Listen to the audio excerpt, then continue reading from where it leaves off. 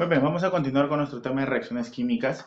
¿Qué es una reacción química? Una reacción química es aquella que es generada mediante fenómenos químicos, donde la composición interna sufre cambios o transformaciones generando propiedades diferentes a las iniciales. Esto ya nosotros lo habíamos conversado cuando vimos el tema de materia y vimos los fenómenos o transformaciones. ¿Ok? En toda reacción química se tiene involucrada cierta cantidad de energía que puede ser ganada o perdida. Siempre en una reacción tiene que haber una cantidad de energía involucrada, no olvidemos eso. Recordamos lo que decía Dalton. Dalton decía que en una reacción química solo se produce el reordenamiento de los átomos para formar los compuestos. Ya muchos años atrás, Dalton nos trataba de explicar cómo es que se daban las reacciones químicas. Dalton decía también que por más violenta que sea la reacción, los átomos nunca se dividían ni se partían, simplemente se generaba un reordenamiento. ¿Ok? Perfecto. Entonces, lo que nosotros tenemos que tener en cuenta ahora es cómo es que podemos reconocer a nosotros a las reacciones químicas. En muchos casos nosotros no vamos a poder observarlas directamente, ni vamos a poder de repente identificarlas, sino que simplemente lo que nosotros vamos a ver son las huellas que éstas dejan al realizarse. A estas se les conoce como las evidencias. Vamos a hablar acerca de las evidencias de una reacción química. ¿Qué rastros, qué huellas deja una reacción química para nosotros poder decir que aquí sucedió una? No que de repente la estamos viendo en el momento en que se produce, sino que de repente decir aquí ocurrió una reacción. Bueno, las más importantes son cuatro. La primera es el cambio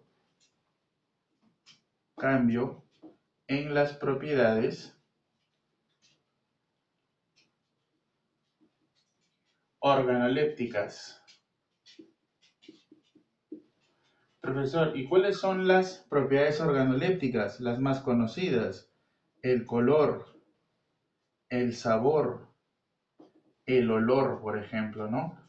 Cuando cambia una materia, cambia estas características, podemos decir de que ahí sucedió una reacción química. Por ejemplo, el cambio de color cuando se oxidan los metales. Los metales, por ejemplo, presentan un color muy brilloso, pero por oxidación estos empiezan a tener un color medio marrón. Cambio de color cuando cae la lejía al polo negro, por ejemplo. Cambio de sabor cuando, por ejemplo, se da la fermentación, ¿no? Cuando, por ejemplo, la abuelita prepara la chicha de jora, hace hervir el maíz para liberar el azúcar y luego el azúcar, mediante procesos de fermentación, se convierte en alcohol. Cambio de olor.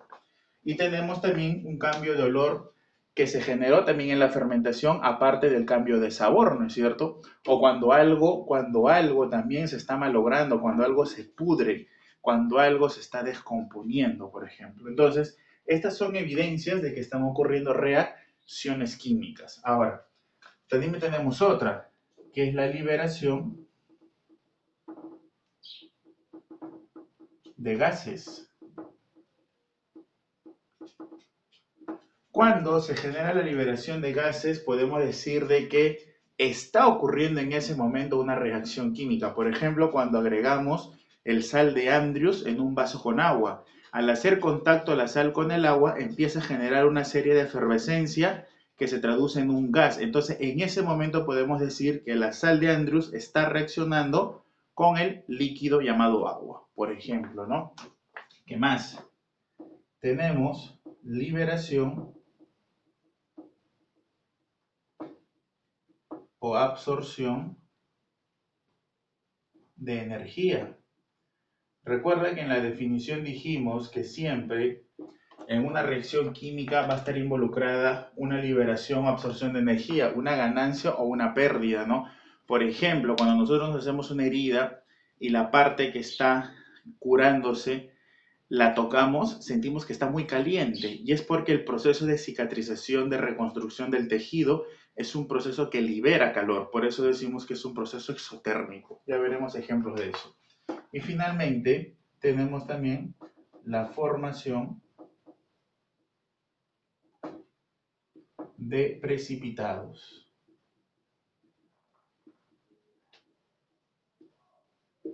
¿Qué cosa es la formación de precipitados? Bueno, cuando nosotros juntamos dos líquidos, pensamos obtener como resultado un tercer líquido, pero en algunos casos, cuando estos líquidos entran en contacto, reaccionan, pero como el producto es líquido, de repente no puedo darme cuenta si cambió o no. De repente el cambio de energía no fue tan alto y yo sigo tocando el recipiente y pareciera que estuviera tan o igual como al inicio. Pero una forma de que nosotros nos demos cuenta de que ha ocurrido una reacción cuando juntamos dos líquidos es que en el producto de repente se formen pequeños sólidos, sólidos que nunca estuvieron al inicio en ninguna de las sustancias que se juntaron.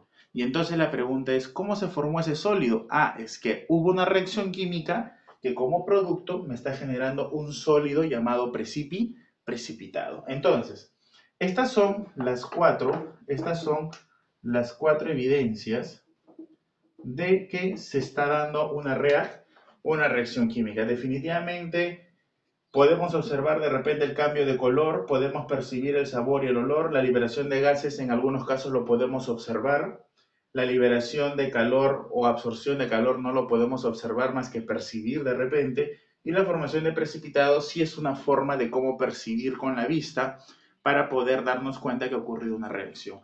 En una reacción química, si bien es cierto, de repente no se den las cuatro al mismo tiempo, pero por lo menos dos de ellas siempre van a estar presentes, ¿ok? Ahora, ¿cómo nosotros vamos a representar una reacción química? Entonces, una reacción química nosotros la vamos a representar mediante una ecuación química.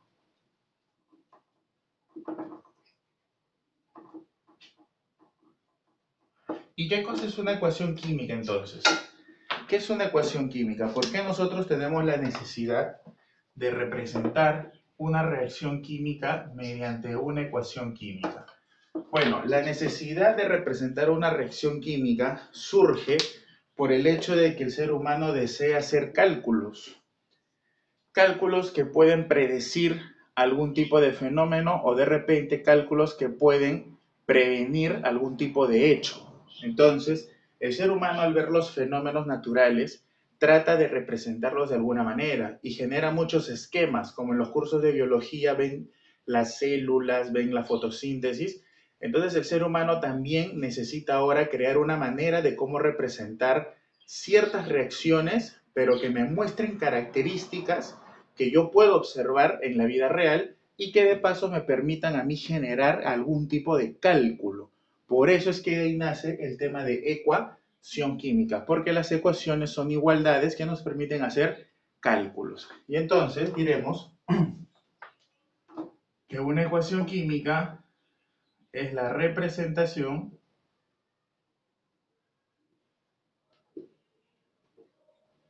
de una reacción química,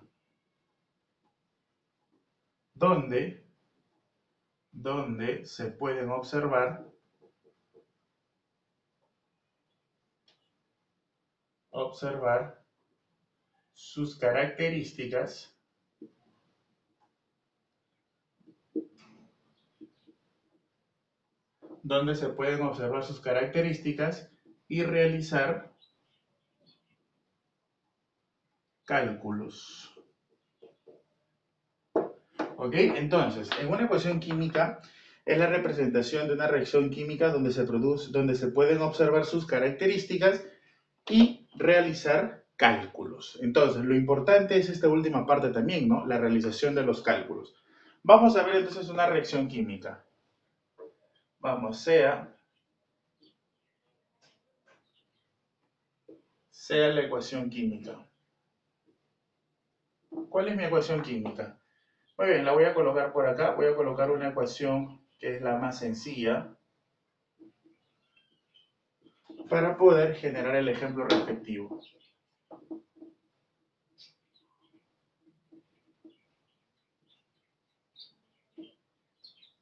Listo. Entonces, tengo esa ecuación A más B que me da C más D. Primero, en una ecuación química hay tres partes fundamentales, pero la parte más importante de ellas es esta de acá. Esta flechita, esa flechita es la parte más importante, porque ésta recibe el nombre de sentido de la reacción. ¿Ok? ¿Y por qué es la más importante? ¿Por qué es la más importante de todas? Porque ella es la que a mí me va a indicar quiénes son los famosos productos que iniciaron la reacción y quiénes son los famosos productos que la culminaron. Entonces, lo que nosotros siempre tenemos que tener en cuenta es lo siguiente. Siempre tenemos que tener en cuenta lo siguiente. ¿Qué cosa? Que lo que está en la cola de la flecha, esto me está representando a lo que se conoce como los reactantes, o también conocidos como reactivos. Y a los que están en la cabeza, me está representando a lo que se conoce como los productos. Entonces, reactantes y productos. Ahora, ¿qué característica presentan cada uno de ellos? La característica más importante es que ellos justamente nos indican quiénes son los que se gastan y se forman. Los reactantes, por su naturaleza, son los que se consumen. Lo que podríamos decir que es lo que se gasta. Los productos son los que se generan. ¿Ok? Pero como nosotros sabemos, en toda reacción química siempre tiene que haber una conservación. ¿Qué cosa? Que toda la masa que ingresa, ¿ok? Debe ser igual a toda la masa que se genera al final. De tal manera que nosotros sabemos, por la conservación de la masa,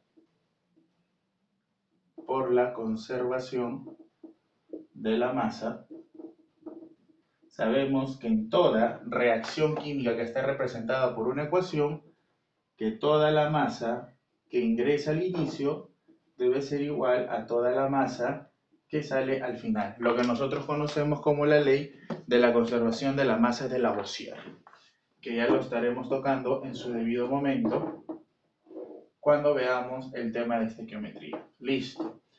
Y ok, entonces, en una ecuación química nosotros tenemos, vuelvo a repetir, tres partes importantes. Una llamada el sentido de la reacción, que es esta flecha, donde la cola me representa los reactantes y donde la cabeza me genera los productos. Ahora, ¿qué más podemos observar? Vamos a poner por acá. También se pueden observar dos características importantes. Podemos observar los famosos estados de agregación. Podemos observar los famosos estados de agregación. Estados de agregación con la que los compuestos o sustancias se están ingresando o se están produciendo en esta reacción. Por ejemplo, nosotros podemos observar que la sustancia A ingresa, porque es un reactante, ingresa ¿en qué estado? Sólido. ¿Qué más podemos observar? Que la sustancia B está ingresando en un estado ¿de qué tipo? Líquido, ¿no es cierto? ¿Qué más podemos observar? Que C se está generando ¿en qué? En un estado acuoso, ¿no es cierto? ¿Qué cosa es acuoso? Acuoso es cualquier cosa que tenga agua. En este caso, por ejemplo, cuando yo tengo una limonada, tengo jugo de limón y agua. Es un sistema acuoso, ¿ok? Y también vemos que D se está produciendo en una fase gaseosa, ¿no? Listo. ¿Es importante conocer los estados de agregación? Claro que sí. En temas como equilibrio químico, vamos a considerar mucho esos estados porque trabajaremos solo con acuosos y trabajaremos solo con gases. Así que es importante en algunos temas considerar esto. Ahora, ¿qué más? También puedo observar los famosos coeficientes estequiométricos.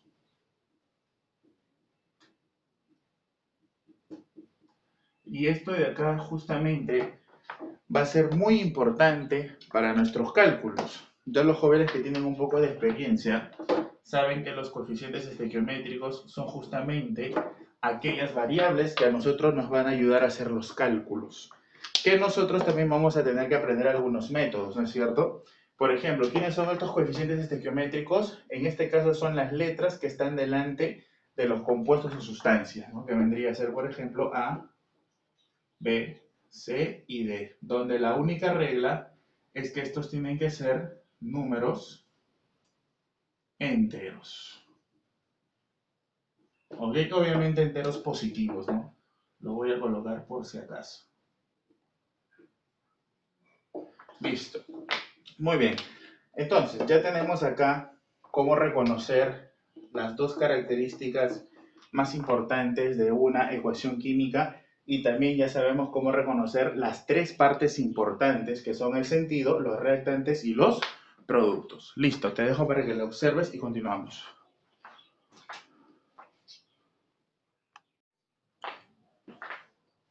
Bien, continuamos con la clasificación de las reacciones. Las reacciones las vamos a clasificar de la siguiente manera.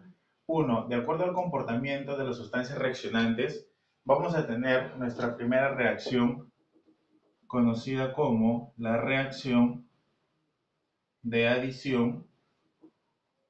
Nuestra reacción de adición, también conocida como combinación, también conocida como síntesis. Entonces, ¿en qué va a consistir este tipo de reacción? Su propio nombre lo dice, reacción de adición, combinación o síntesis. Recuerden que cuando nosotros hablamos de una adición es porque estamos hablando de que vamos a juntar varias cosas y vamos a obtener solo una. Entonces, de la misma manera vamos a relacionar este tipo de reacción. Este tipo de reacción es cuando varios reactivos al final me van a generar un solo producto. ¿Ok? Entonces, en una reacción de adición, combinación o síntesis, la idea es que vamos a tener muchos reactivos, pero que al final solamente vamos a tener un solo producto, nada más. Ahora, hay muchos ejemplos de esta reacción, hay muchos ejemplos, por ejemplo, ¿no? Tenemos la famosa reacción de Lavoisier, tenemos la reacción de Lavoisier que es hidrógeno gaseoso más oxígeno gaseoso y esto nos va a dar agua, ¿no? Agua en estado líquido. Esta es la reacción de Lavoisier, ¿no es cierto? Dos reactivos me dan un solo producto. También tenemos la reacción de Haber-Bosch, que es la del nitrógeno gaseoso más hidrógeno gaseoso y esto lo que me va a generar es amoníaco en estado gaseoso. Esta es la reacción de Haber-Bosch. Ahí está. Dos reactivos, un solo producto. Entonces, estas reacciones se caracterizan por algo. Se caracterizan por tener varios reactivos y generarme un solo producto. Además, estas reacciones,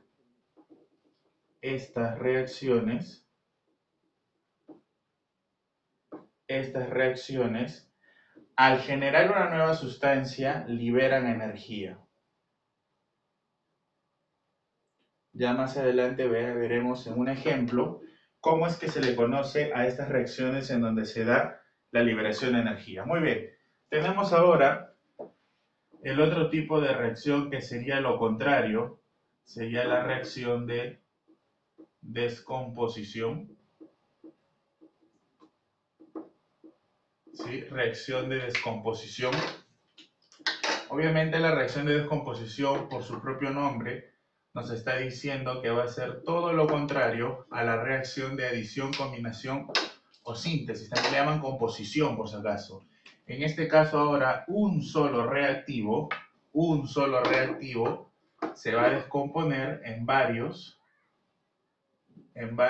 productos. Ahí está.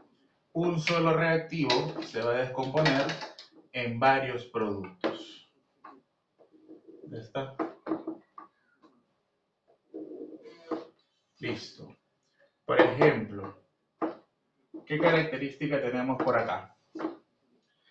¿Qué reacción conocida tenemos por acá? Tenemos muchas. Y es más, las reacciones de descomposición se caracterizan porque tienen, obviamente, si las de adición liberaban energía, las de descomposición, estas absorben energía.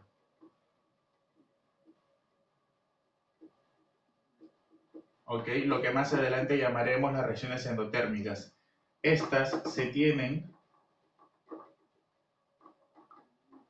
las siguientes. Mira, acá hay 3 reacciones y son más, pero estas 3 son las más importantes.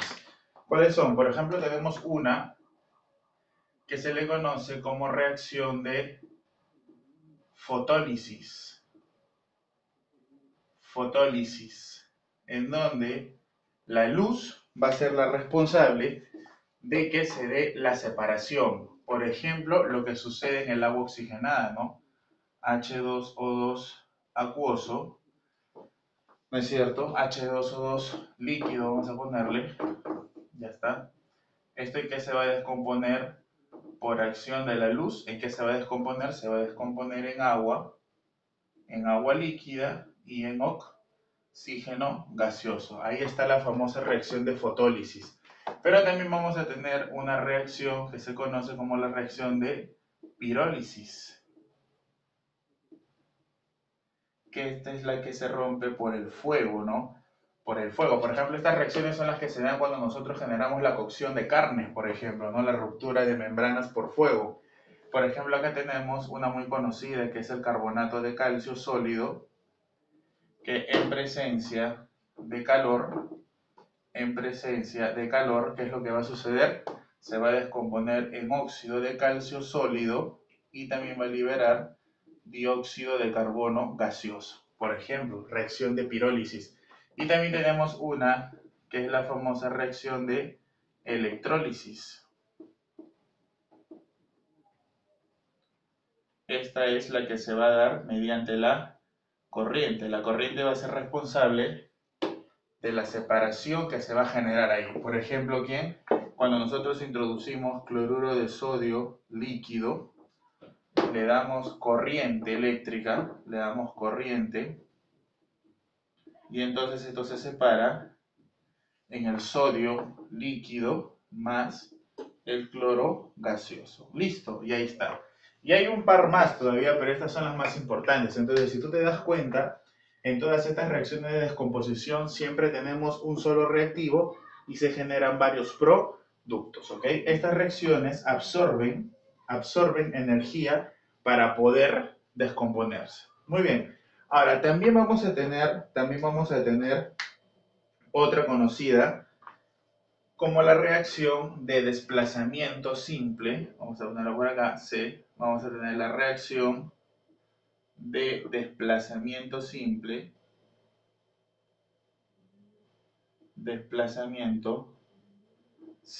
O también conocida como reacción, lo coloco por acá, también conocida como reacción de sustitución.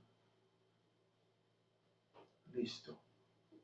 Ahí está. Ahora, este tipo de reacción lo que simplemente va a hacer es que hay un metal que va a ser más activo y por lo tanto va a desplazar a un elemento que es menos activo. El tema de actividad o reactividad nosotros lo vamos a ver cuando veamos el tema de celdas galvánicas. Por el momento solo te quiero mostrar lo siguiente. Por ejemplo, nosotros podemos tener esta reacción, ¿no? Puedo tener A que reacciona con BC, así. Y entonces, ¿qué es lo que yo voy a observar en ese tipo de reacciones? Miren, en ese tipo de reacciones, lo que yo voy a tener es lo siguiente. A, por ser más activo o reactivo que B, lo va a sustituir, lo va a desplazar. Y por lo tanto, ahora va a quedar A con C y solo va a quedar B. ¿Ok? Como te comentaba, ¿por qué se da este fenómeno de sustitución? Porque A es una sustancia más activa o reactiva que la sustancia B. Eso lo vamos a ver ya con más detalle cuando nosotros tengamos el tema de celdas galvánicas. ¿Ok? Ahí vamos a ver por qué es que un metal puede ser más activo o reactivo que otro. Por el momento solo te lo dejo ahí. Ahora, mira por acá. Un ejemplo de esto es muy fácil. Es cuando los metales atacan, por ejemplo, los ácidos atacan a los metales. Por ejemplo, tenemos acá. Mira, este es el ácido clorhídrico que va a atacar al zinc. De repente tenemos un clavito de zinc en donde le agregamos ácido clorhídrico. Y entonces, ¿qué es lo que voy a empezar a observar? Que en la superficie del zinc se van a formar pequeñas burbujas. ¿Qué es lo que está pasando acá? Lo que va a pasar acá es lo siguiente, que como el zinc es un metal más activo que el hidrógeno, el zinc va a ingresar y lo va a desplazar al hidrógeno. Y entonces al desplazarlo, ahora me va a quedar zinc con cloro, zinc cloro 2, ok, en estado sólido, ¿más quién? ¿Más quién? Más el hidrógeno. Pero obviamente este hidrógeno va a estar en estado gaseoso. Y entonces eso es lo que va a suceder ahora. Por aquí es acuoso, disculpen. Por aquí es acuoso, claro, porque está quedando en una solución. Ya está. Entonces el zinc lo desplaza al hidrógeno y se forma lo que es el cloruro de zinc acuoso y ahora el hidrógeno está solo. Ese es un ejemplo. Otro ejemplo que nosotros podemos tener es el caso, por ejemplo, también del aluminio, ¿no? El aluminio sólido, que también, esto es sólido, disculpen, acá estaba el error. Es sólido, sin sólido, ahora sí, sin sólido, más ácido clorhídrico acuoso, me tiene que dar cloruro de zinc acuoso más hidrógeno. Ahora sí, aluminio sólido, lo voy a agregar también en un recipiente que tiene ácido sulfúrico, un ácido muy fuerte. Uno de los ácidos fuertes. Entonces, ¿qué es lo que va a suceder por acá? Lo que va a suceder por acá es algo parecido. El aluminio es un metal más activo que el hidrógeno. Y entonces, ¿qué es lo que va a suceder? Lo va a retirar. Y por lo tanto, lo que me va a formar ahora, ¿qué cosa es? Me va a formar aluminio 2, SO4,3, este es acuoso, este es el sulfato de aluminio, pero también me va a formar al hidrógeno, que obviamente va a estar solo y en fase gaseosa. Entonces, estas son reacciones muy comunes que se dan en los ácidos frente a los metales, las reacciones de sustitución simple. Y desde antemano te voy comunicando también que este tipo de reacciones siempre son reacciones redox, que todavía no las coloco porque todavía no vemos esta parte, ¿ok? Listo, entonces hemos visto las reacciones de adición, descomposición y estamos viendo la reacción de desplazamiento simple. Pasamos a lo siguiente. En una reacción de doble desplazamiento o sustitución doble, se va a dar lo siguiente. Vamos a tener una sustancia AB que va a reaccionar con una sustancia CD. Ahora, la reacción, ¿cómo se va a dar acá? Tiene una forma muy peculiar. Se va a dar la reacción entre extremos y medios. Por ejemplo, se puede dar la reacción entre BC y esta también se puede dar entre ¿quién? Entre el extremo AD. Listo. Entonces, cuando yo vea algún tipo de reacción en donde yo puedo observar que los extremos se juntaron y los medios también, podría decir yo que es una reacción de doble desplazamiento o también conocida como sustitución doble. ¿Ok? Veamos por acá entonces. Veamos por acá. Un ejemplo de esto son las famosas, reacción de neutralización, por ejemplo. La reacción de neutralización. Recuerda que toda reacción de neutralización siempre libera calor. Ya, por el momento simplemente lo voy colocando así.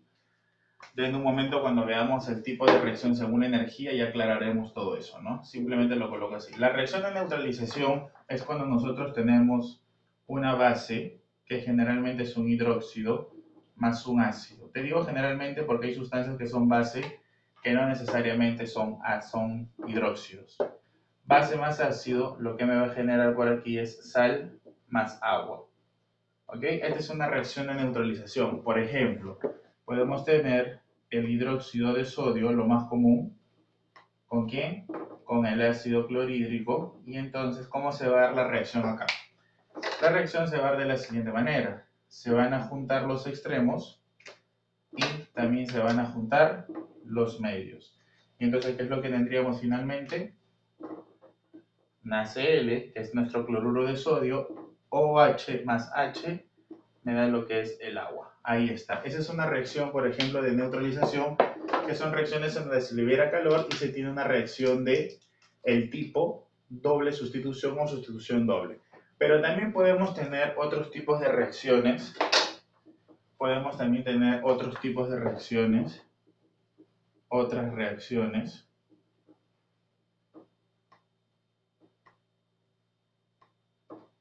Otras reacciones como por ejemplo, ¿cuál? Por ejemplo, ¿cuál? Tendríamos la siguiente, ¿no?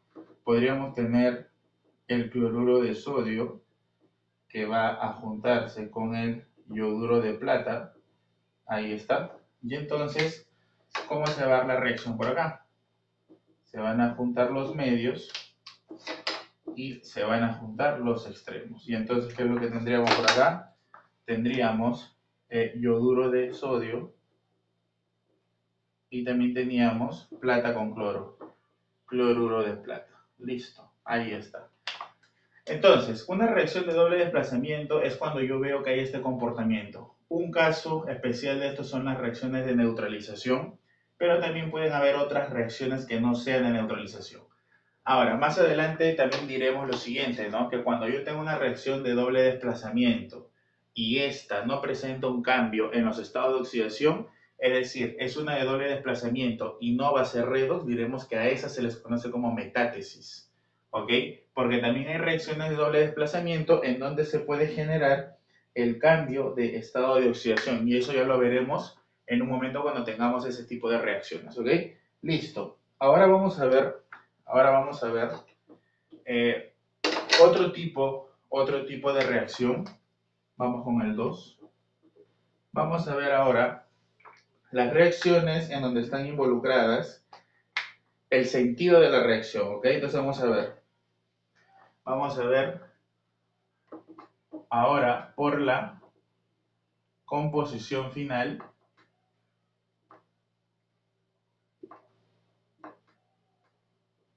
o sentido de la reacción.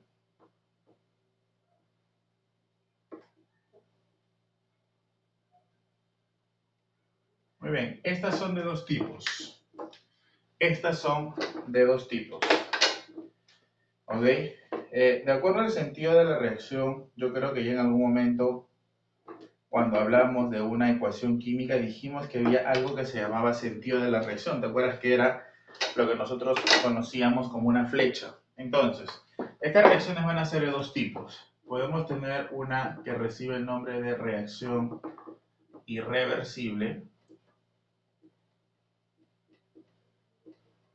Cuando nosotros hablamos de una reacción irreversible, bueno, una reacción irreversible tiene diferentes formas de interpretar y definir. Se dirá que una reacción irreversible es aquella reacción en donde todo el reactivo se gaste y ya el producto no pueda volver a convertirse en reactivo. Ahí está. A reacciona y forma B. Como solamente se tiene un solo sentido de la reacción, esto me indica que cuando se gastó A y se formó B, ahora B ya no se puede gastar y volver a formar A. ¿Por qué? Porque solo hay un solo sentido. Lo que está a la izquierda es el reactivo y lo que está a la derecha es el producto. Una vez formado el producto, la reacción termina. ¿Ok? No hay forma de poder retornar al estado inicial. Listo. Podemos tener muchas reacciones de esta forma, como por ejemplo, podemos tener algunas reacciones, como por ejemplo las de cuando uno quema el gas de la casa, el gas propano, en presencia de oxígeno. ¿Qué es lo que te da? Te da dióxido de carbono más vapor de agua. La pregunta es, cuando tú quemas algo, se forma lo que tú conoces como la famosa ceniza, ¿no? Aunque también se liberen eso, dióxido de carbono y vapor de agua cuando el combustible es un gas. Cuando yo quemo algo, hay forma de que yo pueda retornar de nuevo al inicio, o sea, todos los productos que se formaron por quemar, por combustionar, ¿se pueden retornar al inicio? Ya no. Por eso es que se representa con una flecha en un solo sentido. Es una reacción irreversible. Sin embargo, también existen reacción reversible. ¿Cuándo diremos que estamos frente a una reacción reversible? Una reacción reversible definitivamente va a tener que ser todo lo contrario. Una reacción reversible va a estar dada cuando el reactivo se gaste y el producto se forme, pero en algún momento el producto volverá a gastarse para de nuevo retomar al reactivo. Entonces veamos por acá. tengo mi reactivo A que va a reaccionar con B y entonces este me formará el producto C más D. Pero en algún momento determinado, por el equilibrio dinámico que se va a tener, ahora C más D va a reaccionar y me va a formar de nuevo A más B. Esto generalmente se da en el equilibrio, así se le conoce, en el equilibrio químico, así se le va a conocer. Ya cuando veamos nosotros el tema de equilibrio químico, hablaremos bastante de esto, ¿no? Entonces, ¿cómo voy a reconocer yo una reacción de doble sentido o reversible? Porque simplemente voy a tener las dos flechas en sentidos opuestos. Nada más, así de frente, ¿no?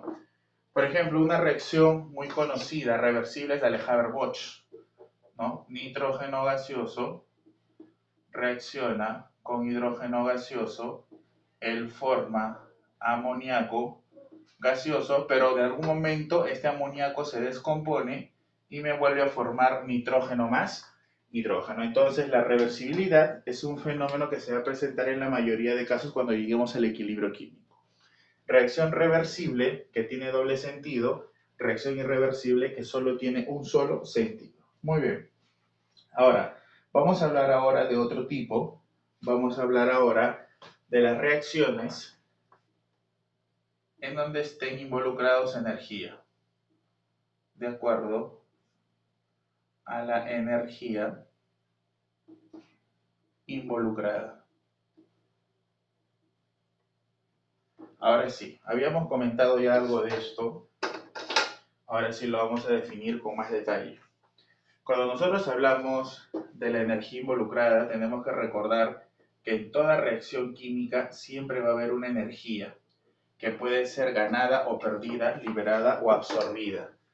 En muchas reacciones, por ejemplo, como te comentaba, en muchas reacciones como la de neutralización, ya se sabe que siempre se libera calor, pero también hay reacciones de doble desplazamiento en donde no necesariamente se liberan calor, también se podrían ganar calor. Entonces, siempre en una reacción va a estar involucrada una energía, que puede ser ganada o puede ser perdida. Ahora, nuestra primera reacción es lo que se conoce como la reacción endotérmica. Reacción endotérmica. Endo significa ganar. Térmico significa temperatura o calor. Ganar calor. Entonces, este tipo de reacciones van a tener una característica. Recuerda tú que la finalidad de que yo genere una reacción química es que yo forme productos. Entonces, ¿cómo definimos una reacción endotérmica? Se dice, ¿no? Para generar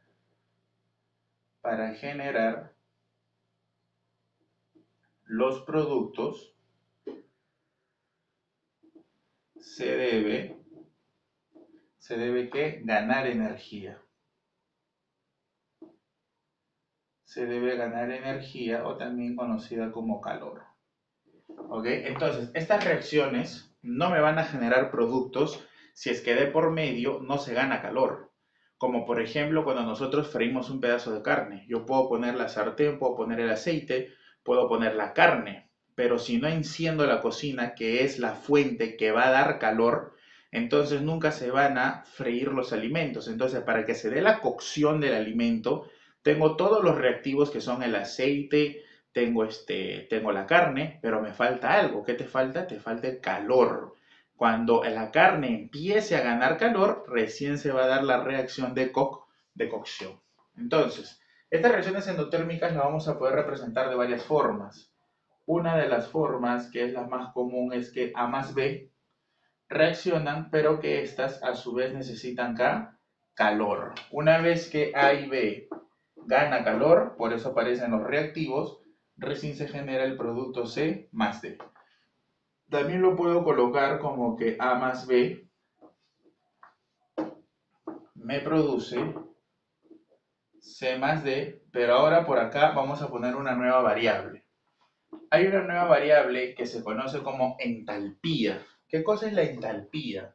La entalpía que nosotros lo vamos a representar con la H. Mira, la entalpía es un tipo de energía, así como existe la energía cinética para el movimiento, la energía potencial para las caídas, la energía elástica en los resortes, la energía propiamente dicha que se gana o que se pierde dentro de un sistema en donde ocurre una reacción química no es ningún tipo de energía cinética ni algún tipo de potencial o energía elástica, sino que a ese tipo de energías exclusivas de las reacciones químicas se les conoce como entalpías. Y entonces diremos acá que la variación de entalpía, si la reacción es endotérmica, esa variación de entalpía va a tener que ser positiva. ¿Ok? Y lo voy a colocar por acá. A esto se le conoce como variación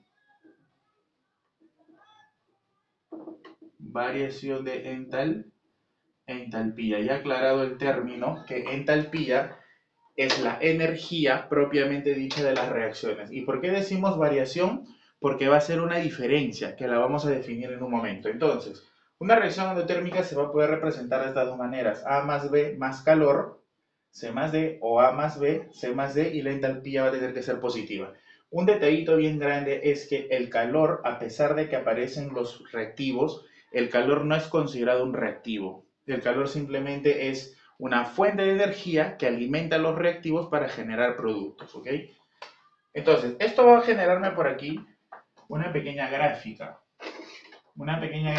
en donde nosotros vamos a poder observar muchos detalles. Y lo coloco por acá. Miren.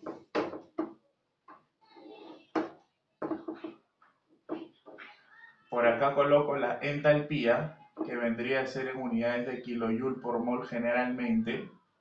Y por acá coloco el avance de la reacción.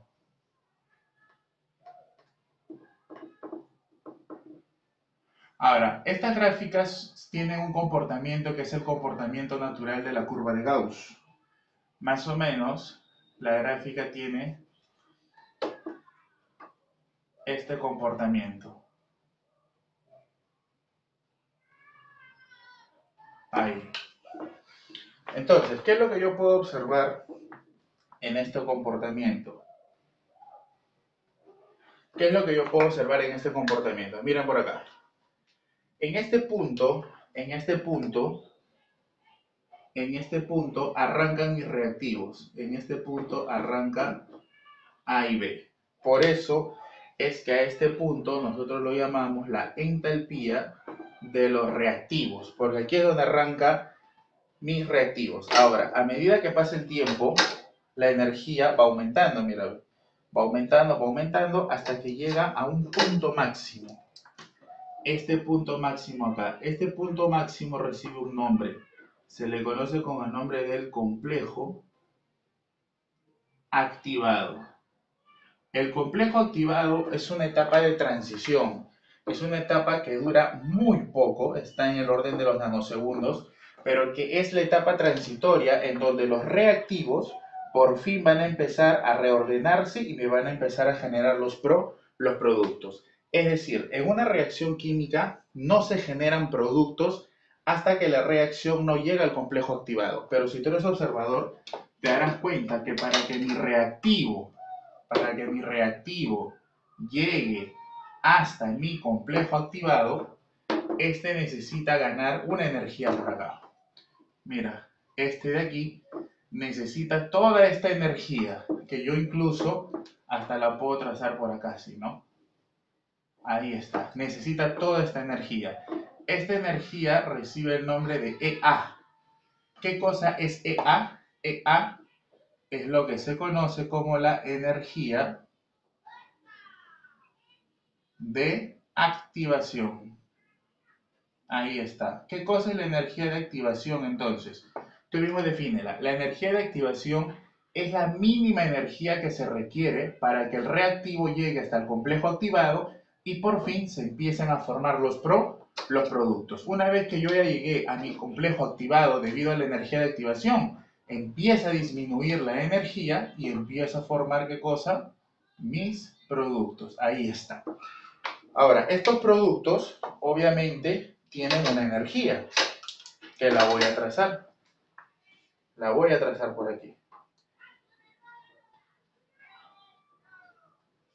tienen una energía, la estoy trazando, ahí está. Esta energía ahora va a ser mi entalpía, pero de los productos. Entonces, ahora yo te digo que seas muy observador y me digas lo siguiente. Si yo hallo la variación, porque la variación siempre es lo final menos lo inicial, en este caso, entalpía de producto menos entalpía de reactantes, yo quiero que me digas cómo va a ser esta resta. Acá está, mira, la entalpía del producto es mayor que la entalpía del reactivo, por lo tanto, esta resta, ¿cómo me va a dar? Mayor que cero. Esto de acá, ya nosotros lo habíamos no demostrado, pero sí lo habíamos puesto como una condición para decir que nuestra reacción era del tipo endotérmica, la que está por acá. Ahora, ¿qué significa también eso? Eso significa lo siguiente, que como la energía de los productos es mayor que la energía de los reactivos, entonces los productos tienen más energía. Eso significa que los productos son más inestables, porque recuerda, según nuestra teoría de energía relativa, mientras más energía tienes tú, es menos estable. Entonces, si a ti te preguntan, ¿dónde las sustancias son más estables? ¿En el producto o en el reactivo? La respuesta sería, en una reacción endotérmica, en el reactivo. ¿Por qué? Porque al tener menos energía, se tiene una mayor estabilidad. A esta diferencia de entalpía, lo conocen como variación de entalpía, o también lo conocen como variación de calor, ¿ok? También lo conocen de esa manera, ¿ok? Listo, te lo dejo para que lo revises, espero que lo hayas entendido. Vamos a hacer algo parecido ahorita que veamos la exotérmica. Muy bien, vamos a continuar ahora con el segundo tipo de reacción según la energía involucrada. Tenemos ahora lo que se conoce como la reacción exotérmica. La reacción exotérmica, como lo habíamos comentado, la finalidad de una reacción siempre es formar productos. En este caso, en la reacción exotérmica, al formarse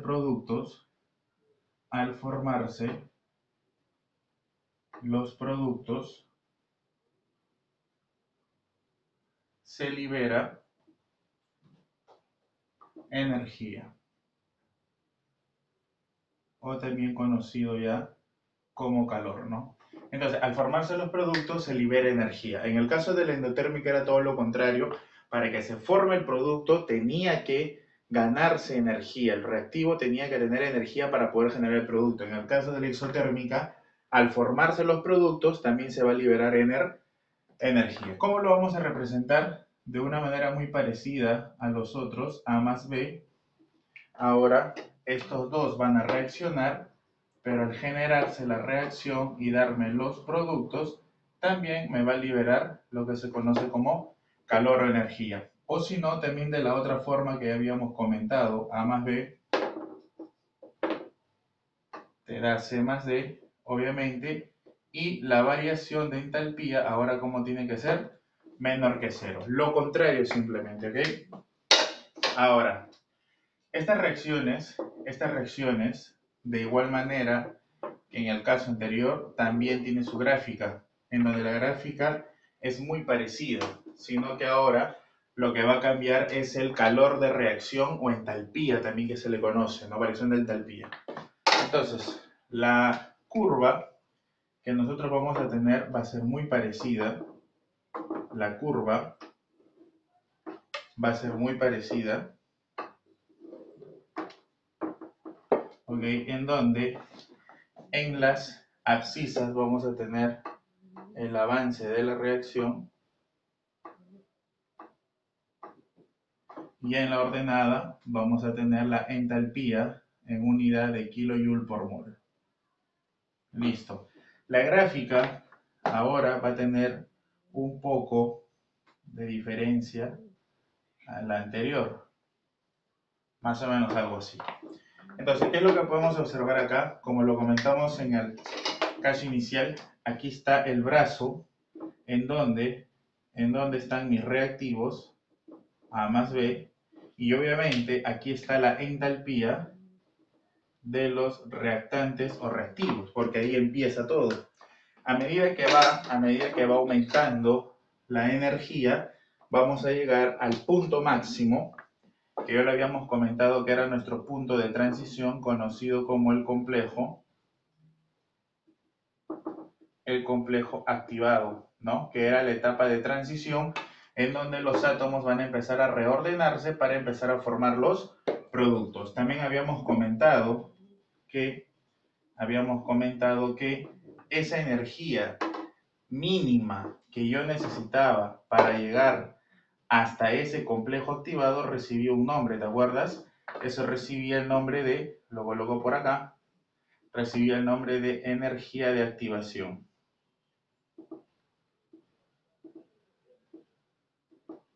Listo, energía de activación. Ya lo habíamos comentado también al respecto. Ahora, una vez que se forman, una vez que se van a formar los productos, debido a que ya se llegó al complejo activado y entonces empiezan a generarse los productos, vamos a tener por acá ya la formación en sí de las sustancias. Y obviamente, si yo trazo su horizontal, tendré el valor de ¿quién? Tendré el valor de su energía, que en este caso va a ser la energía de los productos. Ahí está.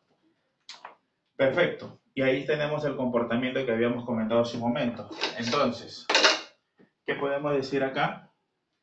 Podemos decir que la variación de la entalpía, que es igual entalpía de productos menos entalpía de reactantes, y obviamente ahora los productos tienen menos energía que los reactantes, por lo tanto esto de aquí me va a dar 0. ¿Ok? También que podíamos comentar, lo habíamos dicho que aquel que tiene menor energía va a ser más estable. En este caso, la energía de los productos hace de que los productos sean más estables que los reactantes, que son los que tienen más energía. ¿Ok? Listo. Entonces, recordemos que este delta de H significa variación de entalpía o también conocido como calor de reacción. ¿Ok? Esta es la reacción exotérmica, pero ahora, dentro de la reacción exotérmica, se tiene un tipo de reacción importante. Vamos a colocar por acá. Una reacción exotérmica es la denominada combustión. Combustión, que para nosotros eso es cuando decimos quemar, ¿no? Cuando nosotros generamos la combustión es cuando estamos quemando algo. Ahora, esta reacción de combustión tiene dos tipos de reacciones. Vamos a poner por acá. Tenemos una que se le conoce como la combustión completa e incompleta. Pero primero vamos a definir lo siguiente. Para que se dé esta combustión, es decir, para que se pueda generar este fenómeno que nosotros denominamos quemar, entonces tenemos que tener tres cosas. Tenemos que tener primero un combustible.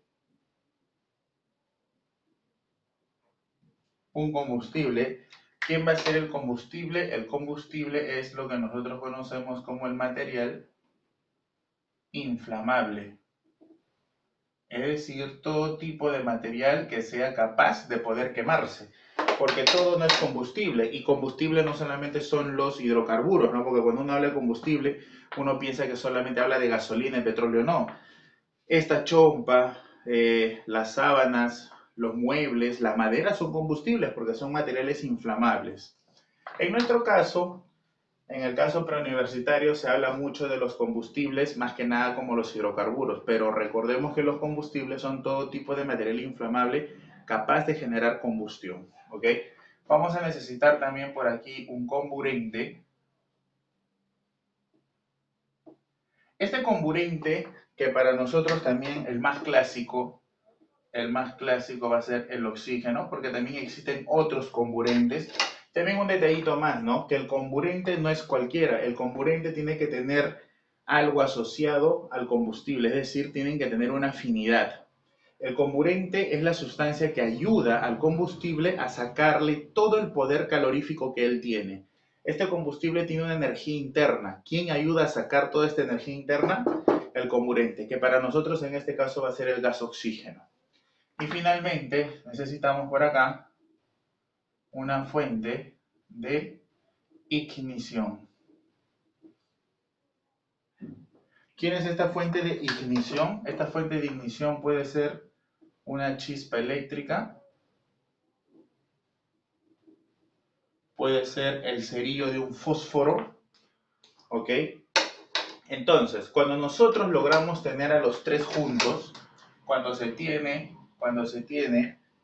el combustible, cuando se tiene el comburente y se tiene la fuente de ignición, cuando nosotros siempre tenemos a los tres, entonces diremos que se va a generar la combustión. Basta con que uno de los tres no esté presente y entonces ya no vamos a tener combustión. ¿Ok? Ahora sí, ya aclarado de que la combustión es el fenómeno en donde se tienen que juntar simultáneamente combustible, comburente y fuente de ignición, ahora sí hablemos de los tipos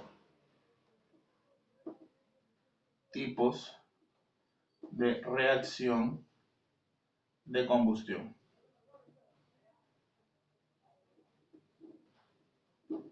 Estos tipos de reacciones de combustión simplemente son dos. ¿Ok? Simplemente son dos. Lo vamos a poner como uno en romano. Uno de ellos es lo que se conoce como la combustión completa. ¿Ok? ¿Qué cosa es la combustión completa? Le dicen combustión completa porque se va a tener una cantidad necesaria o excesiva de comburente, lo que va a hacer de que todo el poder calorífico que presenta el combustible se va a tener presente, es decir, todo el poder calorífico que tiene el combustible se va a retirar y se va a liberar debido a que se tiene una gran cantidad de comburente. Entonces iremos por acá. Se presenta la cantidad suficiente de comburente. ¿Ok? Esto es la clave acá. La llama que se va a generar al tener una combustión completa es una llama azul intensa. Esa me hace a mí representación de que se está dando una combustión completa. Ahora, para un hidrocarburo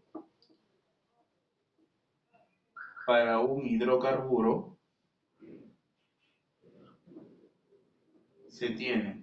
Para un hidrocarburo, ¿cuál es la reacción de la combustión completa? Muy bien, un hidrocarburo tiene carbono, tiene hidrógeno. Vamos a considerar que es un hidrocarburo gaseoso, porque puede ser un hidrocarburo líquido también. ¿Ok? En presencia del gas oxígeno, esta, mediante una fuente de ignición que le pongo con un triangulito que puede ser una chispa eléctrica o calor, lo que me va a generar como combustión completa es dióxido de carbono gaseoso y vapor de agua. Nada más. Así de fácil. Entonces, lo que nosotros siempre tenemos que recordar aquí es que el combustible reacciona con el comburente frente a una fuente de ignición. Si la combustión es completa, me tiene que dar dióxido de carbono y vapor de agua. Listo, ya está. Listo. Por ejemplo, ¿no? A nosotros nos pueden comentar, y muchos problemas seguramente lo vas a tener, y te van a decir la combustión completa, por ejemplo, del gas propano. Entonces, ¿cuál sería su ecuación química para él?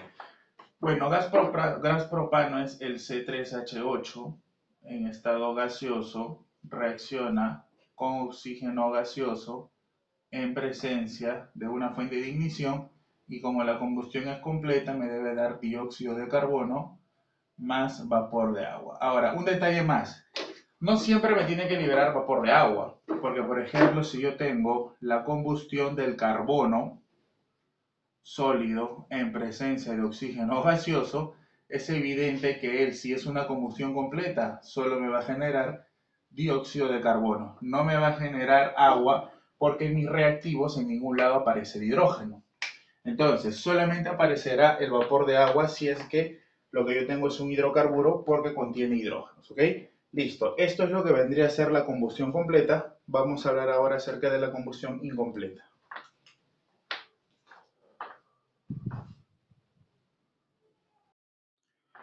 Muy bien, vamos a hablar ahora acerca de la combustión incompleta.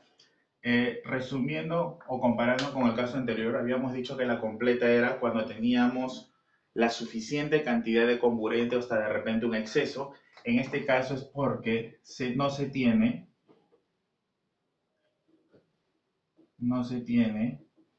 la cantidad suficiente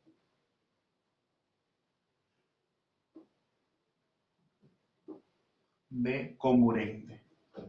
Es decir, nosotros sabemos que hay una cantidad mínima que es la que nos exige la reacción. La reacción nos exige una relación de masa para que se dé ese contenido, pero resulta que cuando tenemos una combustión incompleta ni siquiera se tiene esa mínima cantidad, sino que hay mucho menos de lo que se necesita y por lo tanto el combustible no va a liberar todo su poder calorífico, generando así combustiones incompletas. Por eso se les denomina combustiones incompletas, porque el combustible no llega a liberar por completo su poder calorífico y eso es debido a la presencia de un comburente que no está en la cantidad mínima necesaria, sino que hay mucho menos. Ahora, para un hidrocarburo,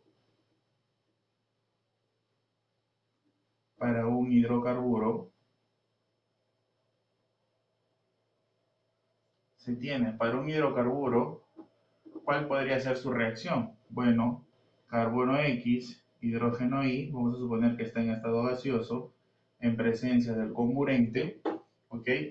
Lo que vamos a tener es lo siguiente.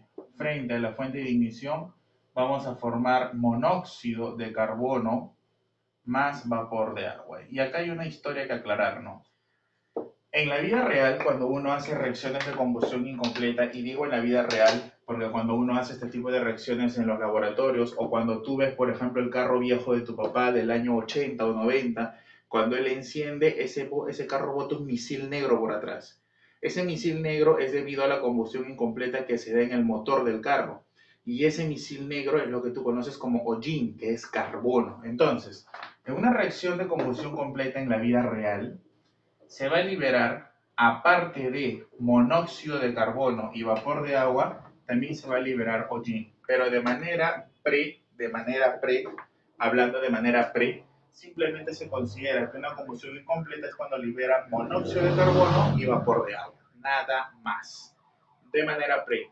Pero aparte de él también libera otras cosas, libera por ejemplo gas nitrógeno, libera lo que es lo que te comentaba, el hollín, etcétera, ¿ok? Pero a nivel pre simplemente nos enfrascamos y decimos que ocurre eso. Perfecto, igual que en el caso anterior podemos tener la combustión incompleta del gas metano, por ejemplo. Y entonces, ¿cuál sería la combustión incompleta del gas metano? Bueno, gas metano es el CH4 en presencia de oxígeno frente a la fuente de ignición. Si es incompleta, solo te va a generar monóxido de carbono y vapor de agua. Listo, ya está. ¿Ok? Perfecto, entonces ya tenemos. Ahora, la aclaración que venía es la siguiente, ¿no? Que obviamente tanto la combustión completa e incompleta son reacciones de combustión y las reacciones de combustión son exotérmicas. Entonces, tanto la reacción completa como la incompleta van a ser exotérmicas. Y también te voy adelantando algo. Todas las reacciones de combustión son del tipo redox, que lo vamos a ver justo a continuación. Muy bien, vamos a ver ahora 4. Vamos a clasificar ahora las ecuaciones. Por el cambio de los números de oxidación.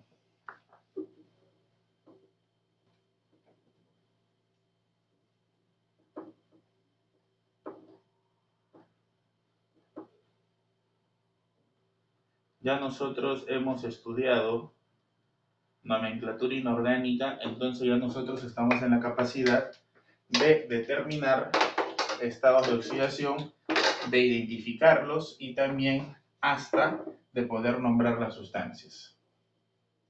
Más me importa aquí que lo podemos identificar. Entonces, por el cambio del número de oxidación, ahora vamos a tener lo que se conocen como las reacciones redox. Aquí vamos a poner A. Tenemos lo que se conocen como las reacciones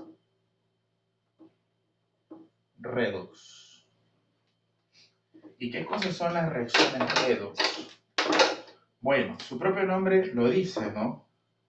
Dice que son reacciones en donde van a cambiar los números de oxidación. Entonces, una reacción redox es una reacción, vamos a poner acá, es una reacción en donde de manera simultánea, es decir, al mismo tiempo, es una reacción en donde de manera simultánea se genera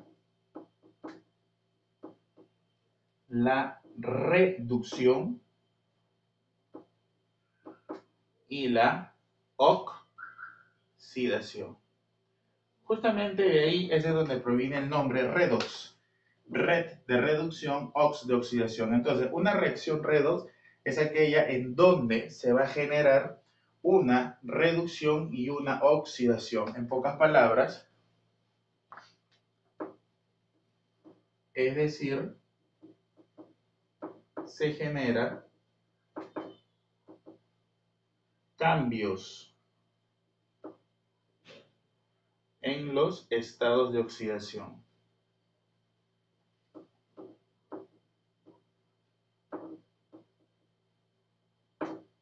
Listo. Entonces lo que tenemos que estudiar aquí de manera principal ahora son los cambios que van a ocurrir de estado de oxidación. Pero primero tenemos que entender qué cosa es una reducción y qué cosa es una oxidación.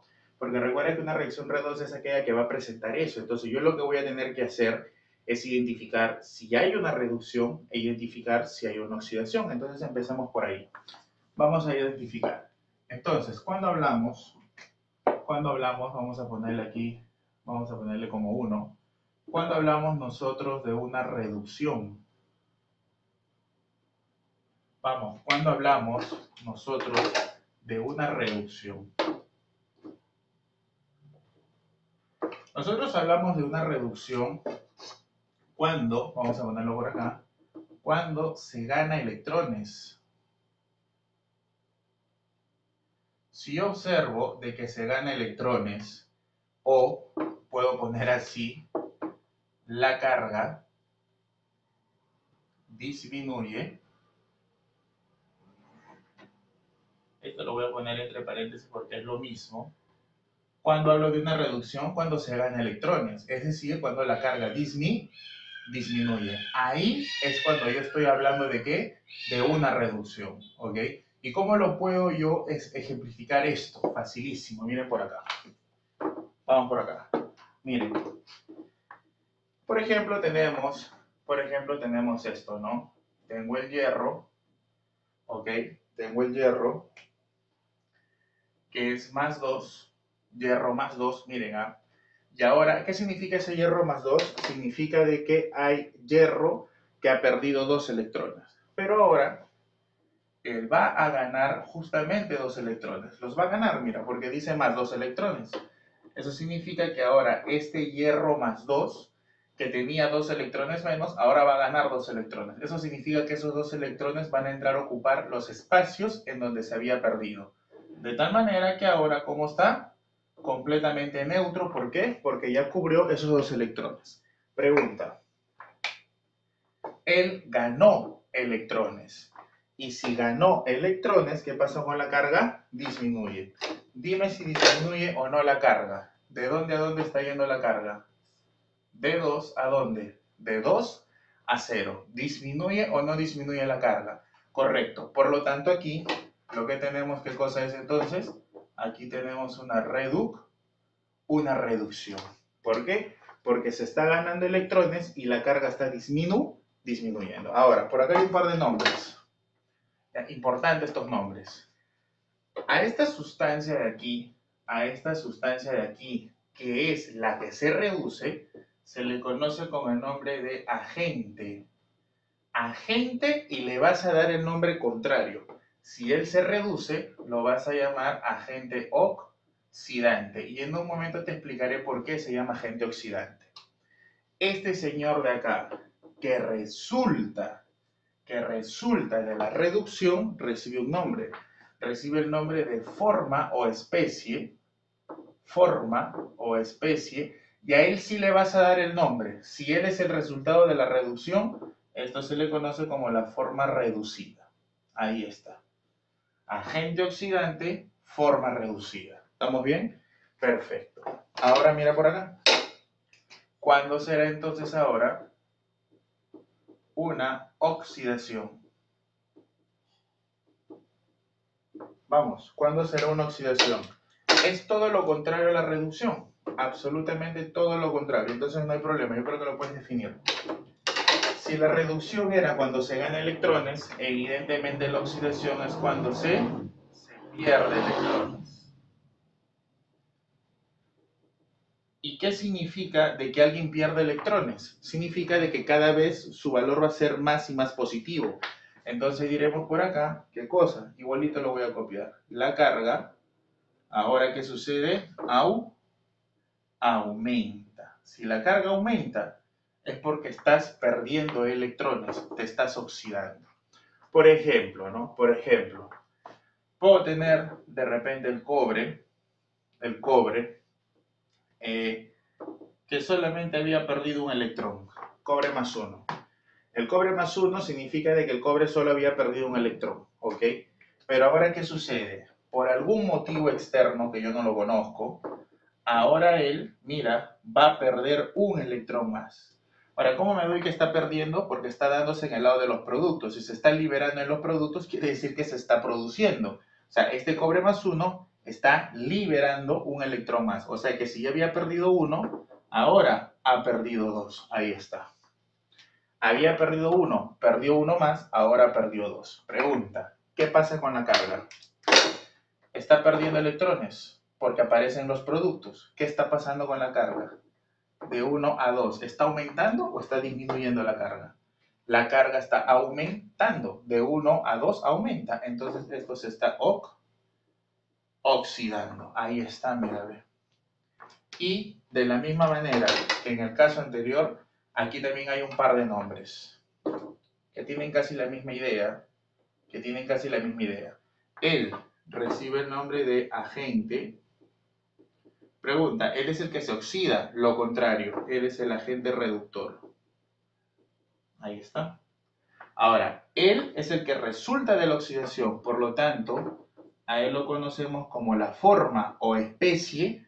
A él sí le da sus nombres. Si él se oxida y resulta esto, esta es la forma oxidada. Ahí está, mira.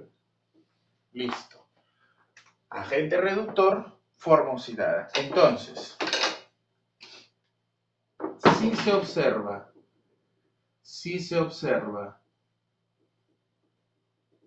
de manera simultánea,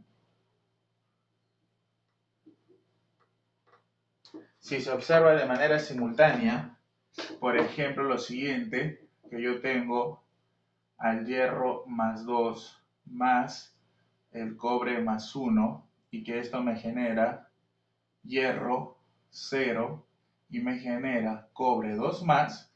Entonces, si yo logro identificar la reducción y la oxidación que se da de manera simultánea, como es la que yo veo por acá,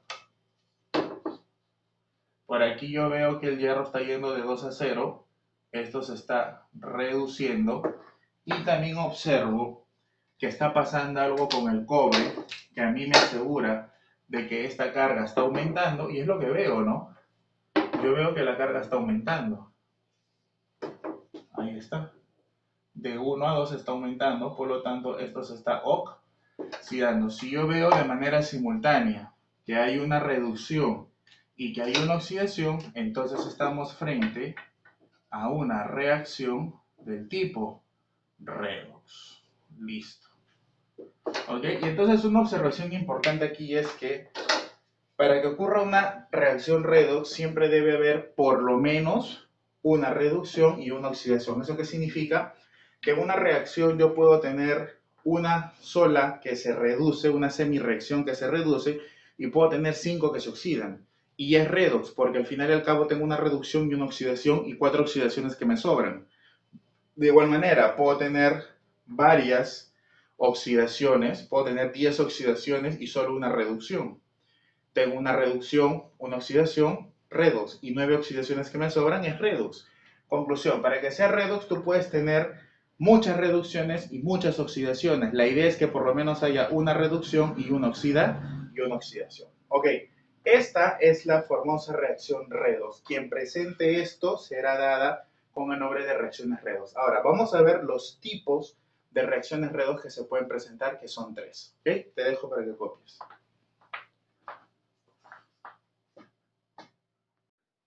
Continuando con los tipos de reacciones redox, vamos a tener uno que se conoce como redox intermolecular.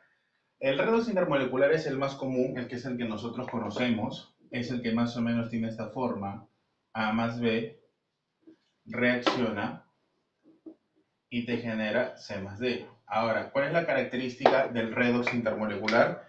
Que en un redox intermolecular va a ser una sustancia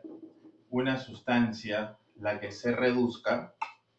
¿Ok? Por ejemplo, en este caso A, yo estoy colocando que es la que me genera la reducción, y otra sustancia completamente diferente a la que se reduce es la que se oxida.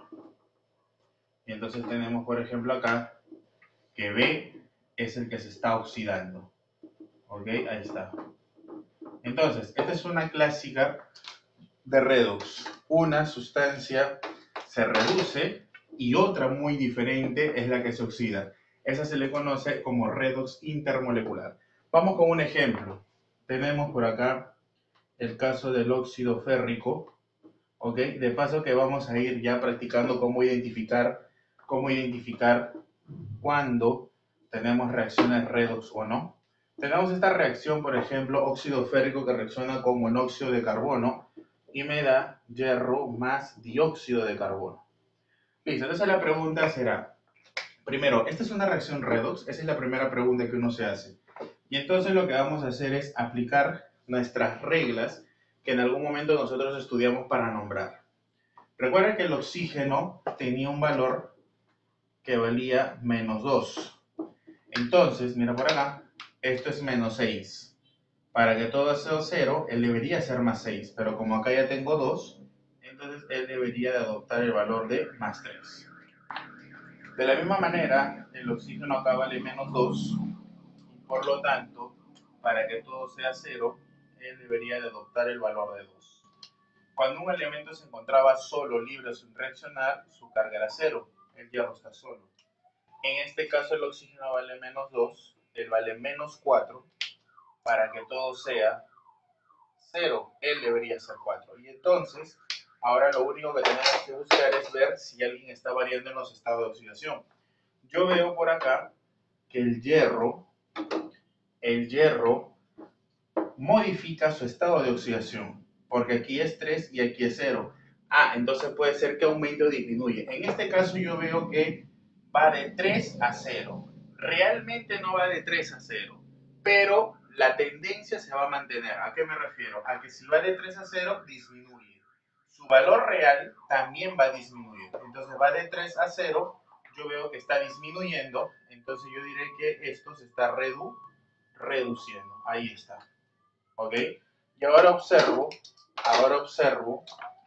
el carbono. El carbono también ha cambiado en su estado de oxidación. Acá está. Lo voy a analizar entonces. De 2 a 4 está aumentando. Eso significa que esto se está oxidando. Listo. Ya está. Entonces podemos observar que al tener una reacción, una semirreacción de reducción y una semirreacción de oxidación, por lo tanto entonces tenemos una reacción del tipo redox. Pero no es cualquier redox. ¿Por qué? Porque una sustancia es aquella que por acá se reduce y cuál tendría el nombre de agente oxidante, ya lo conversamos eso, y otra sustancia diferente es aquella que se oxida.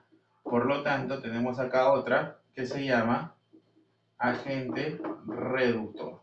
Entonces, en una redox del tipo intermolecular,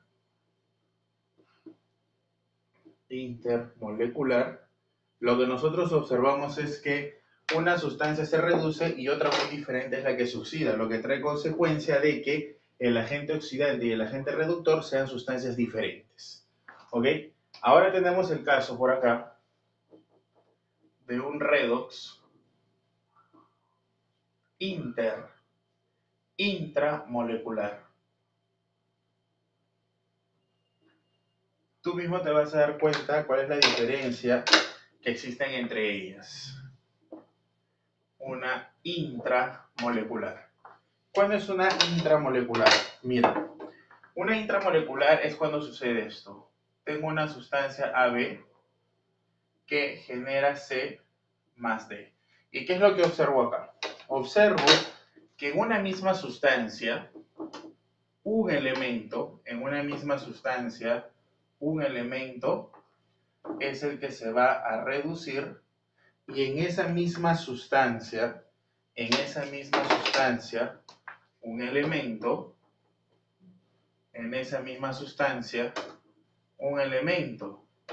es el que se va a oxidar. Ahí está.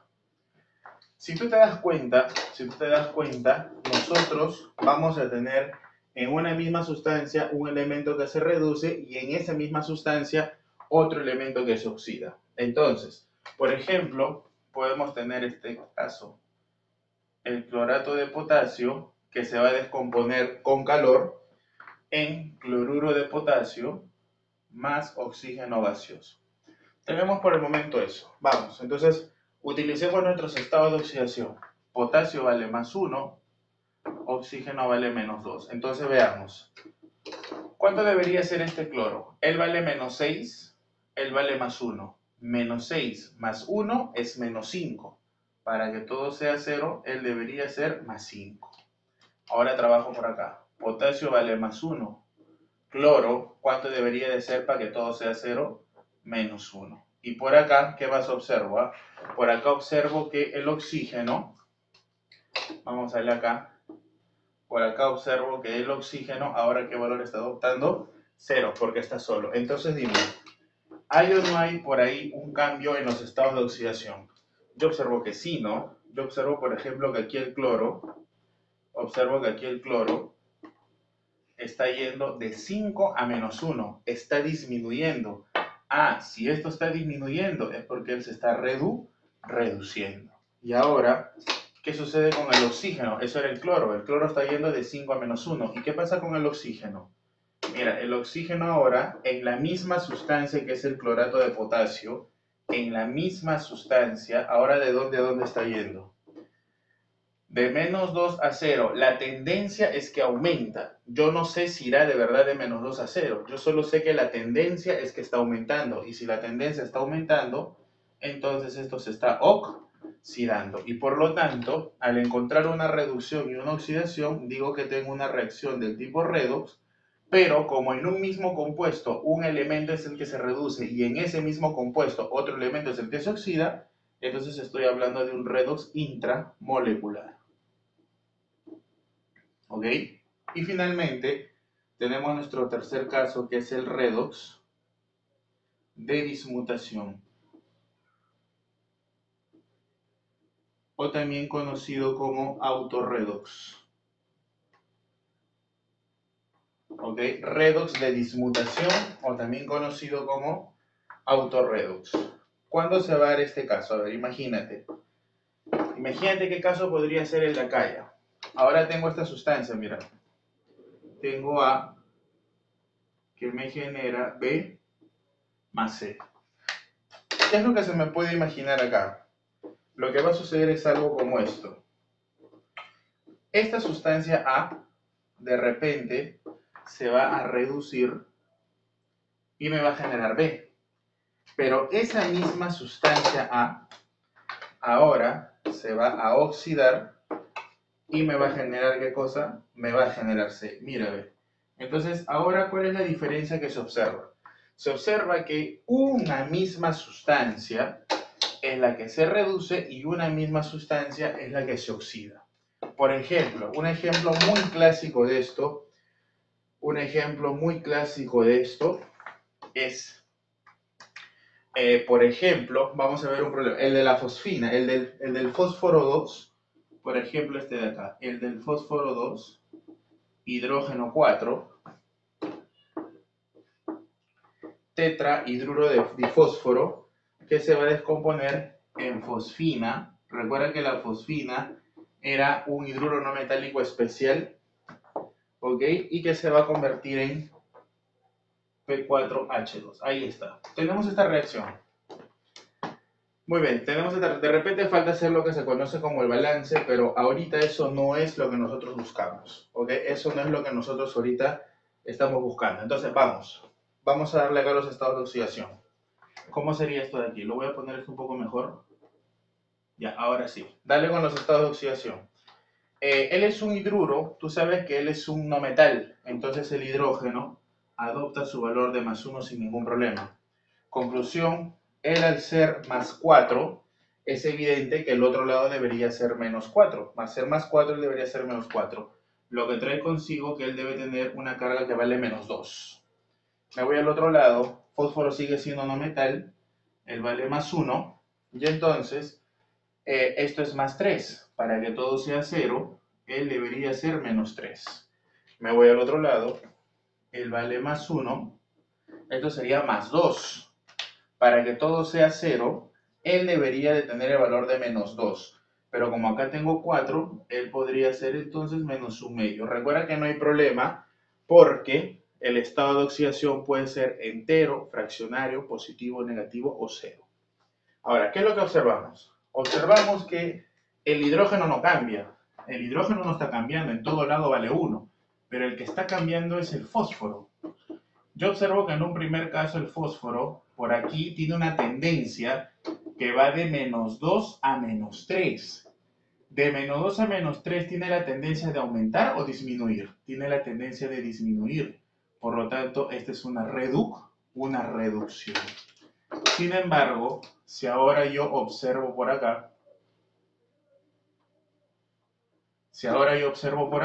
¿qué puedo decir? Que de -2 está yendo a -1/2. Entonces tiene una tendencia ¿qué? Tiene una tendencia a disminuir o hacia aumentar. Mira, él es -2 y él es -1/2, -0,5. Se está acercando cada vez a ¿cuánto? A 0, ¿no? Entonces él está aumentando. Entonces él se está oxidando. Y entonces, al encontrar una reacción que se reduce y una reacción que se oxida, estoy frente a una reacción redox. ¿Pero de qué tipo? Al ser un mismo elemento el que se reduce y ese mismo elemento el que se oxida, estoy en un redox de dismutación o lo que se conoce como autorredox. Y listo. Entonces, ahí tengo el ejemplo de los 3 casos que se podrían dar en lo que vendría a ser los tipos de reacciones redox. Que como te darás cuenta no es complicado, es simplemente de ver si son sustancias diferentes las que se reducen, las que se oxidan, en este caso serían el redox intermolecular. En el caso del redox intramolecular y de dismutación te darás cuenta que siempre una misma sustancia, en el caso del intramolecular es la que contiene la que se reduce y otro elemento en esa misma sustancia es la que se oxida. Por lo tanto, tanto el agente reductor y el agente oxidante es la misma sustancia. Lo que no sucede con este caso, en donde son diferentes. Y en el caso de dismutación también ocurre lo mismo. Un mismo elemento es el que se reduce y ese mismo elemento es el que se oxida. Conclusión, esta misma sustancia es agente reductor y es agente oxidante, ¿ok?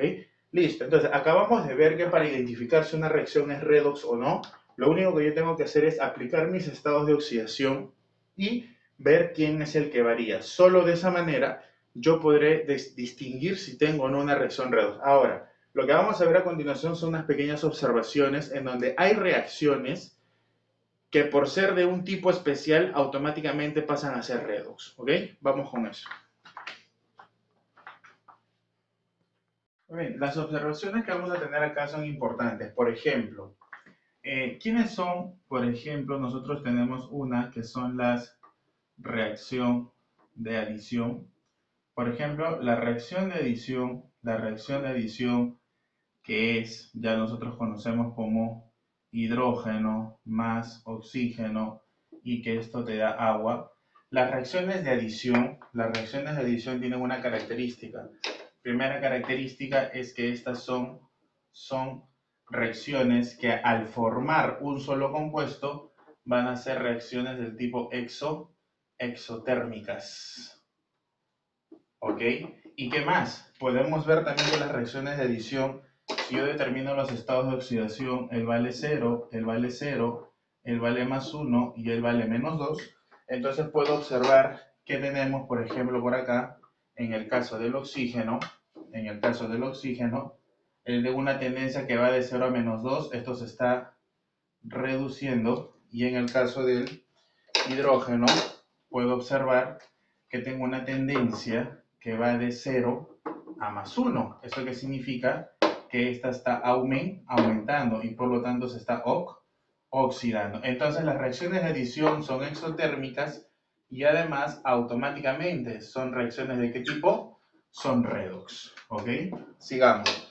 En el caso de las reacciones, en el caso de la reacción de descomposición, en el caso de la reacción de descomposición, ¿qué podemos comentar? En el caso de la reacción de descomposición podemos tener dos cosas. Bueno, lo primero es, por ejemplo, el caso del carbonato de calcio, que se va a descomponer en óxido de calcio más CO2. Lo primero que vamos a decir es que las reacciones de descomposición, que son lo contrario a las de adición, diremos que estas son endotérmicas, ¿ok? ¿Y qué más? ¿Serán redox? Esa es la pregunta. Mira, en el caso que yo tengo acá, yo puedo observar lo siguiente, que el calcio vale más 2, el oxígeno vale menos 2 y por lo tanto el carbono sería menos 6 más 2 es menos 4, él tendría que ser 4. En el caso del oxígeno acá es menos 2, él vale más 2, él es menos 2, por lo tanto sería menos 4 y él sería más 4. Entonces lo que yo puedo observar acá es que a pesar de que esta es una reacción de descomposición, como no hay cambio en el estado de oxidación, diremos que puede ser redox o no redox. Si usted era profesor, usted está loco, pero sí, no es redox ya. Pero ahora mira, en este caso diremos no es redox. Pero ahora, habíamos hecho un caso hace un momento, ¿no? Teníamos el caso del clorato de potasio que se descomponía en cloruro de potasio más oxígeno. Entonces, si yo hallo los estados de oxidación, él vale más 1 y él vale menos 2. Entonces, si yo determino el estado de oxidación acá, él es menos 6 y él es más 1, entonces él tendría que tener el valor de más 5. Ahora, si yo observo por acá, él es más 1 y entonces él tendría que tener el valor de menos 1. Él está solo, él vale 0. Y entonces ahora yo puedo analizar lo siguiente, ¿no? Puedo analizar y decir que tengo el cloro que va de 5 a menos 1. Tiene una tendencia a reducirse. Y si observo el otro caso, que es el caso del oxígeno, veo que tiene una tendencia que va de menos 2 a 0. Tiene una tendencia de aumentar, por lo tanto esto se está oxidando. Y entonces en este caso diremos que esta es una reacción del tipo redox. Conclusión, si yo tengo una reacción de descomposición, yo no podría asegurar que todas las reacciones de descomposición son redox, porque pueden ser que sean redox y no redox. Ahí está la observación. Ahora, ¿qué más tenemos? Tenemos, por ejemplo, en las reacciones, por acá, 3, en la reacción de sustitución. Las reacciones de sustitución, que ya sabemos, por ejemplo, que es esta, Sin más HCl, que te da Sin cloro 2 más hidrógeno. Las reacciones de sustitución, ya desde el momento en que yo veo una reacción de sustitución y veo los estados de oxidación, 0, en este caso, él es más 1, el cloro sería menos 1, aquí el zinc está en el grupo 2B, tiene su único valor que vale más 2. Por lo tanto, para que todo sea 0, él debería ser menos 2, él es menos 1. Y observo que el hidrógeno está solo. Y entonces, ¿qué puedo observar? Puedo observar que en una reacción de sustitución o desplazamiento simple, yo voy a generar algo interesante. ¿Qué veo acá? Que hay una tendencia que aumenta de 0 a 2, por lo tanto aquí hay una oxidación. Pero también puedo observar que hay una tendencia a disminuir. ¿Eso qué significa entonces? Eso significa de que si tengo una tendencia a disminuir es porque aquí tengo una reducción. Conclusión. Cuando yo tengo una reacción que es de sustitución, automáticamente diré que son una reacción ¿de qué tipo? Redox. Todas las reacciones de sustitución simple son redox. Ahora, para terminar esto, en el 4, que es el caso de los de doble sustitución, aquí hay una historia, ¿no? Las de doble sustitución reciben el nombre de doble sustitución o doble desplazamiento. Muchas veces son mal nombradas de manera directa como metátesis. Lo que sucede es que para que una reacción sea de metátesis tiene que ocurrir algo particular. ¿Qué cosa? Lo voy a jalar por acá. Voy a jalar aquí una flechita, porque no sé si me va a dar el espacio. Acá está. Mira, yo puedo tener la reacción más simple, que es esta, la del NaOH, con el HCl, y esta me da NaCl más agua. Esta es una reacción de neutralización.